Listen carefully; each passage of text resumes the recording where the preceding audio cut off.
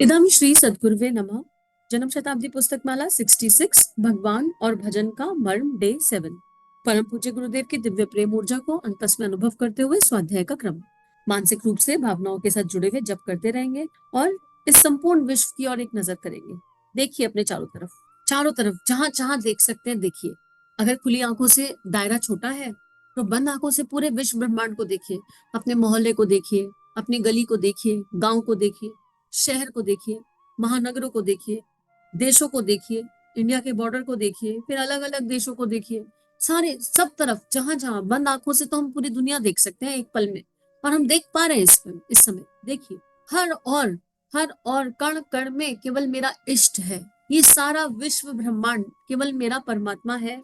मैं इस परमात्मा के भीतर हूँ और ये परमात्मा मेरे भीतर है। जैसे मैं इस परमात्मा में हूँ और ये परमात्मा मेरे भीतर है, ऐसे ही ये संपूर्ण विश्व, ये संपूर्ण ब्रह्मांड मेरे इष्ट में समाया हुआ है। और मेरा इष्ट इस संसार के कण कण में, इस संसार के समस्त जड़ चेतन में समाया हुआ है। ये बार बार देखने का अभ्यास, केवल रोज 2 मिनट ये प्रयास अगर हम करेंगे तो जो परम पूज्य गुरुदेव पिछले स्वाध्याय में समझा रहे थे वो सहजता से हो जाएगा। हमें ये पता है कि विश्व ब्रह्मांड ही परमात्मा का दिव्य स्वरूप है, पर ये अभी हमारे बुद्धि को पता है। हमारे पास ये ज्ञान रूपी इंफॉर्मेशन आई है, पर इसको हमने मैनिफेस्ट नहीं किया है। ये चेतन मन में जब हम बार बार रिपीट करेंगे तब अवचेतन मन इसको मैनिफेस्ट करने की कोशिश करेगा। अब ये मैनिफेस्टेड एनर्जी नहीं है। इसको मैनिफेस्ट करने के लिए क्या करना पड़ेगा?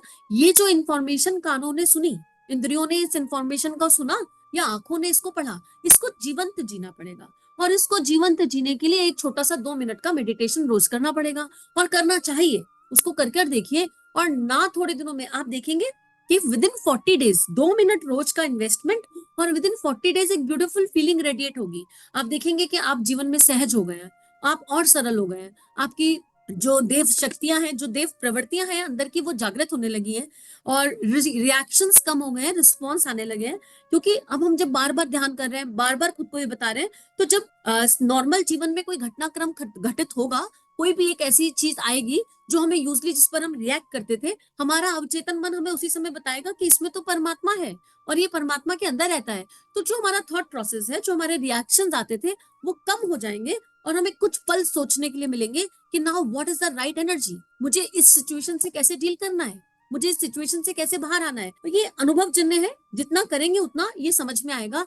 लेकिन 2 मिनट अपने जीवन के, केवल इस 2 मिनट अपने जीवन के इस धारणा को जीवंत जीने के लिए, और पूरा भूल कर, जिस समय ये धारणा जिएंगे उस समय सब कुछ भूल जाइए। आप दिन के किसी भी समय इसको कर सकते हैं, and with in 40 days you will feel blissful. And यकीन करिए, इतना हृदय को सुकून प्राप्त होगा, इतना प्रेम हर तरफ से मिलने लगेगा, और प्रेम लौट कर आएगा। क्योंकि अभी हम क्या कर रहे हैं, हर तरफ ईश्वर को देख रहे हैं, और ईश्वर क्या है? ईश्वर प्रेम ही तो है, और तो कुछ है ही नहीं। तो इसी क्रम में गुरुदेव कह रहे हैं, यह मान्यता का ईश्वर का दर्शन ईश्वर की कृपा से ही होता है। जिसे वह चाहता है दर्शन देता है, और जिसे नहीं चाहता दर्शन नहीं देता। ये सर्वथा भ्रांतिपूर्ण है। इसका आशय तो यही है कि सूर्य का प्रकाश सबको स्वयं नहीं मिलता। यह सूर्य की कृपा पर निर्भर है कि वह किसे देखता है और किसे नहीं देखता। इस प्रकार का पक्षपात या दोष ईश्वर की समान व्यापक सत्ता नहीं कर सकती, और ईश्वर पर इस तरह का दोष लगाना उचित भी नहीं। वह सबके लिए सब स्थानों पर समान रूप से उपलब्ध है। कोई भी पात्रता पूर्वक उसे किसी भी स्थान पर देख सकता है और पा सकता है। ईश्वर सबका पिता है, उसे अपने सारे पुत्र समान रूप से प्यारे हैं। जब संसार का एक साधारण पिता अपने सारे पुत्रों को बराबर प्रेम करता है, उन सब पर एक जैसी कृपा रखता है, तो परम पिता ही अपने पुत्रों के बीच में पक्षपात क्यों करेगा? तथापि जो पुत्र अपने गुणों द्वारा जितनी अधिक पात्रता प्राप्त कर लेगा, वह उसी के अनुसार उसकी अधिक कृपा का अधिकारी बन जाएगा। देखो, इसमें यहाँ पर गुरुदेव ये कहना चाह रहे हैं कि ईश्वर तो हर समय हमें देख रहा है, हमारी दृष्टि ईश्वर पर नहीं टिकी। ईश्वर हमें कैसे देख रहा है, ईश्वर का एहसास हमें कैसे हो रहा है? ईश्वर हमें कहाँ से देख रहा है? सूर्य का प्रकाश है, हमारी आंखों में जा रहा है, हमारी त्वचा को फील हो रहा है, हमें उससे विटामिन मिनरल मिल रहे हैं, हम जल तत्व को ग्रहण कर रहे हैं, हम सारे पंच तत्वों के माध्यम से ईश्वर को अनुभव कर रहे हैं। और ईश्वर बराबर है, पंच तत्व ही ईश्वर की अभिव्यक्ति है, और ये पंच तत्व जो है सभी के लिए बराबर है, एक समान है। अगर हवा चल रही है तो वो टेबल के लिए भी उतनी चलेगी जितनी रूम में बैठे सारे लोगों के लिए। तो ये जो पंच तत्व है, ये जड़ और चेतन में भी भेद नहीं करते, सबके लिए बराबर है। और इसलिए जड़ चेतन इन पर रिस्पॉन्स और रिएक्ट करते हैं। लोहे पर जंग लग जाती है पानी ज्यादा गिरने से, रिएक्शन आया ना, ये लोहे का रिस्पॉन्ड आया। अगर आप लकड़ी की टेबल को बारिश में रख देंगे तो वो गल जाएगी। इसका मतलब जैसे हमारी बॉडी को इन पंच तत्वों से हमें ध्यान रखना पड़ता है कि कब कौन से मौसम में किस तत्व की आवश्यकता है। बहुत ज्यादा सर्दी का मौसम है तो हम बहुत ठंडा नहीं पी सकते हैं, हमें एलिमेंट तो वही ग्रहण करने हैं, लेकिन एक उचित विवेक के साथ। ऐसे ये समस्त जितना भी जड़ है ये भी तो उनको रिसीव कर रहा है। कपड़े को पानी में डाला तो कपड़ा भीग गया, यानी उस कपड़े ने, जो कि जिसको हम डेड मान रहे हैं, नॉन लिविंग मान रहे हैं, वो भी पंच तत्वों को तो रिस्पॉन्स कर रहा है। तो ये समस्त जड़ भी पंच तत्वों को रिस्पॉन्स करता है, चेतन तो कर ही रहा है। अब समस्या क्या है, भगवान जब सब पर बराबर है तो फिर हमारी प्रॉब्लम कहाँ है, हमारी गड़बड़ कहाँ हो रही है। हमारी गड़बड़ ये है कि जिन इंद्रियों से हमको भगवान को देखना है, जानना है, सुनना है, समझना है, हमने उन इंद्रियों को उसकी जगह दुनिया भर में लगा रखा है। सारे संसार में हमारी इंद्रियां लगी हुई है, केवल उस परम तत्व की तरफ नहीं लगी हुई। हालांकि होना ये चाहिए कि हर समय हम ईश्वर को सुने, ईश्वर को देखें, ईश्वर को जाने, और फिर ईश्वर से वो दैवीय प्राण ग्रहण करें, ईश्वर से वो दैवीय संदेश ग्रहण करें, और अपनी इंद्रियों को उन संदेशों के अनुसार भगवान के खेत में मैनिफेस्ट कर दें। भगवान के ऑर्डर आने शुरू हो जाएंगे। तो यही गुरुदेव कह रहे हैं कि भगवान की कृपा सब पर है और सभी पर बराबर है, भगवान बायस्ड नहीं है।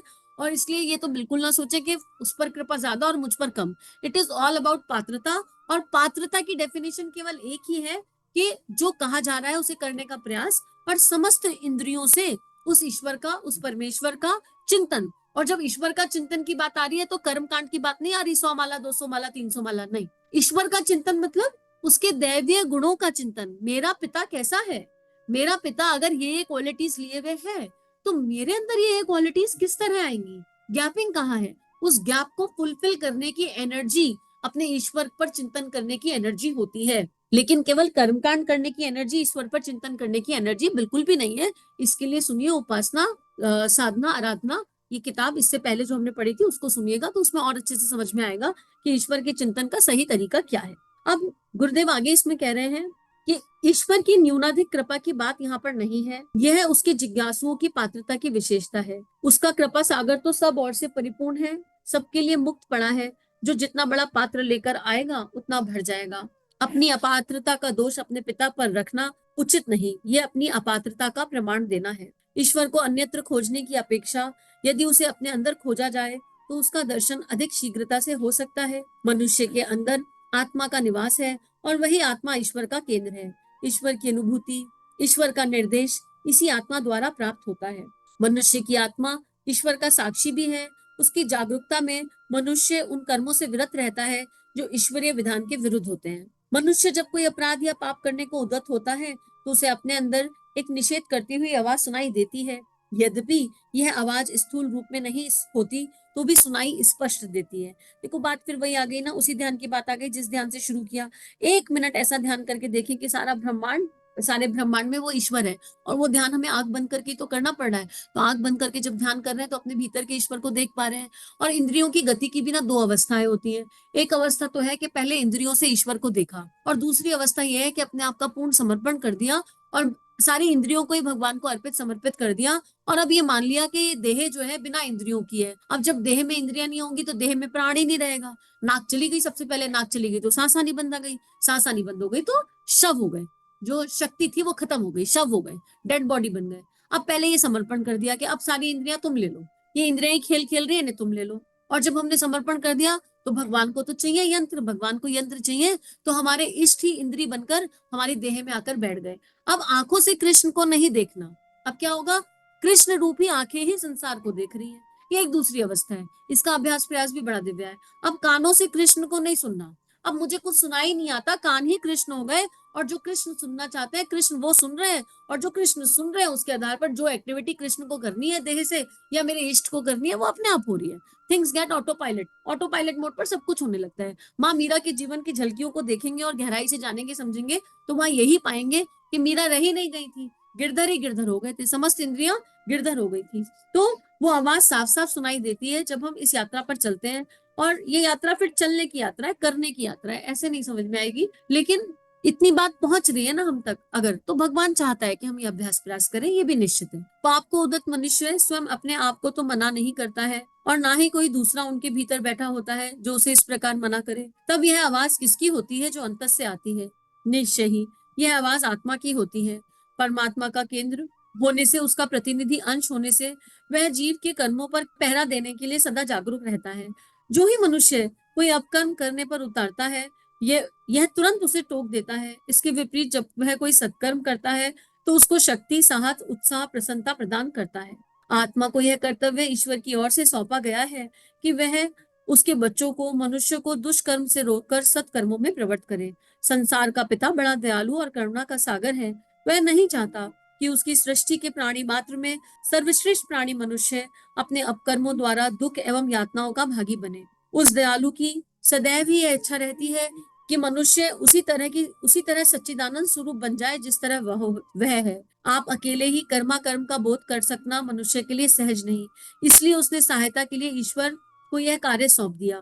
आत्मा में विश्वास करने वाला, उसके निर्देशों का अनुसरण करने वाला बड़ी सरलता से एवं श्रेष्ठ मानव बन जाता है। ईश्वर के आदेश से आत्मा मनुष्य को पुण्य पथ पर चलने का निर्देश करती है। जिस मनुष्य को संसार में विशेष व्यक्तियों के रूप में जाना जाता है, जो अन्य लोगों से ऊंचे हैं और श्रेष्ठ हैं, वे निश्चय ही आत्मा के निर्देश पर चलने वाले होते हैं। आत्मा का अनुसरण करने वालों की बुद्धि विलक्षण हो जाती है, उनका विवेक प्रबल हो जाता है, हृदय निर्मल हो जाता है। मनुष्य की मंजुल स्थिति ही वह स्थिति है जो परमात्मा के दर्शन के लिए अपेक्षित हो जाती है। देखो कितना सुंदर गुरुदेव ने आत्मा का तत्व दर्शन यहाँ पर बताया, आत्मा का दिव्य भाव समझाया। तो कोई बहुत मुश्किल काम नहीं है ये, इस यात्रा पर चलेंगे तो अपने आप समझ में आ जाएगा। और हमने इसी क्रम में आत्मा और परमात्मा का मिलन संजोग एक बुक पढ़ी, उसमें गुरुदेव एक बहुत सुंदर बात बताते हैं कि दो के मिश्रण से तीसरी चीज बनती है। और जब गुरु और शिष्य का मिलन हो जाता है ना, तो जो तीसरी चीज निकलती है वही सदगुरु होता है, वही आत्मा का दिव्य प्रकाश होता है। और क्योंकि हम यहाँ गुरु तत्व के सहारे से चल रहे हैं, तो हम इस तरह इसको सोच सकते हैं। जब लैला मजनू का सम्मिश्रण हुआ और उनकी एनर्जी आज तक घूम रही है, और आज तक हम लैला मजनू की स्टोरी सुनाते आ रहे हैं, तो सोच के देखिए, जब गुरु शिष्य का मिलन होगा, जब मीरा और गिरधर का मिलन होगा, जब प्रेम और भक्ति का मिलन होगा, तो कौन सा दिव्य तत्व निकल कर आएगा। तो इसी तत्व की बात यहाँ गुरुदेव कर रहे हैं। और इसको ना एक्सप्लेन नहीं किया जा सकता, ये जीने वाली बात है। और इसको जीने का सबसे सरलतम उपाय है, जिस भी इष्ट में हम मानते हैं, जिस भी गुरु में हम मानते हैं, जिस भी सर्वोच्च शक्ति में हम मानते हैं, हम उसको माने या ना माने, पर उसका कहना माने। बस हम उसको ना भी माने तो चलेगा। हम वो माली वाली कहानी याद कर लीजिए कि राजा ने बाग दिया, अब हमें राजा याद रहा या याद नहीं रहा, लेकिन इस माली, ये जो बाग मिला है, इस बाग को बहुत सुंदर बनाना हमारी नैतिक जिम्मेदारी है, हमारी आत्मा का कर्तव्य कर्म है। ये याद रखें। माला करी कि नहीं करी महत्वपूर्ण नहीं है, लेकिन साधना हमेशा होनी चाहिए। सांस सांस से ईश्वर का चिंतन होना चाहिए।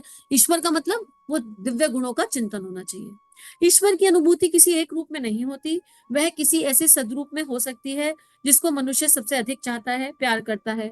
उसका वह वांछित स्वरूप उसके संपूर्ण जीवन में ओतप्रोत हो जाता है, और वह उसी के द्वारा ईश्वरीय शक्ति और ईश्वरीय आनंद का अधिकारी बन जाता है। महात्मा गांधी ने अपना ईश्वर सत्य और प्रेम के रूप में देखा और पाया। वे स्वयं कहा करते थे, मेरा ईश्वर तो मेरा सत्य और प्रेम है, नीति और सदाचार है, ईश्वर के ही स्वरूप है। सत्कर्मों और सद्विचारों के परिणाम स्वरूप मिलने वाला आनंद ईश्वर है, और मानवता का सर्वोत्कृष्ट गुण भी उस परमात्मा का ही एक स्वरूप है। ईश्वर के साक्षात्कार का मेरा प्रयत्न एकमात्र सच्चाई के साथ प्रेम पूर्वक मानवता की सेवा करना है। आप भी परमात्मा को इसी रूप में देखना। आज की बात समाप्त। तो गुरुदेव ने ये बहुत सुंदर लास्ट में एक एग्जाम्पल दिया कि महात्मा गांधी का ईश्वर कौन था, उनका सत्य और प्रेम। तो भगत सिंह का ईश्वर कौन था, उनका भारत माता के प्रति प्रेम। विवेकानंद जी का ईश्वर कौन था, उनका ठाकुर के प्रति समर्पण उनका ईश्वर था।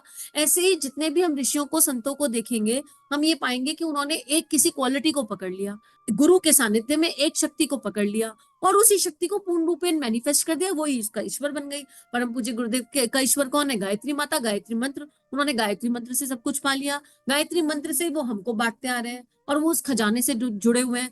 हमारा ईश्वर कौन है, गुरु के चरण। एक शिष्य का ईश्वर सदा गुरु के चरण हो सकते हैं। तो आइए अपने अंतस में अपने गुरु के चरणों को देखें।